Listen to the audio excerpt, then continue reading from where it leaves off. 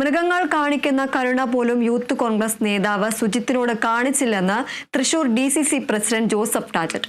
അന്യായമായ അതിക്രമമാണ് നടന്നത്. CCTV ദൃശ്യങ്ങൾ പുറത്ത് പോകില്ലെന്ന് സർക്കാർ ഉറപ്പിക്കുന്നത് കൊണ്ടാണ് ഇത്തരം അതിക്രമങ്ങൾ നടക്കുന്നത്. കോടതി നിരീക്ഷണത്തിൽ നടക്കുന്ന അന്വേഷണത്തെക്കുറിച്ച് പരാതിയില്ലെന്നും ജോസഫ് ടാജറ്റ് പറഞ്ഞു. ഈ നടപടി സ്വീകരിക്കാതായപ്പോഴാണ് നിയമപരമായി ഇവർ കോടതിയെ സമീപിച്ചത്.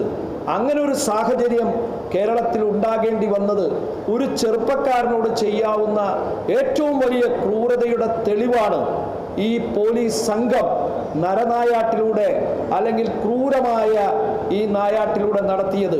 മൃഗങ്ങൾ പോലും മനുഷ്യരോട് കരുണ കാണിക്കുന്ന നിരവധി സംഭവങ്ങൾ നമ്മൾ കണ്ടിട്ടുണ്ട്.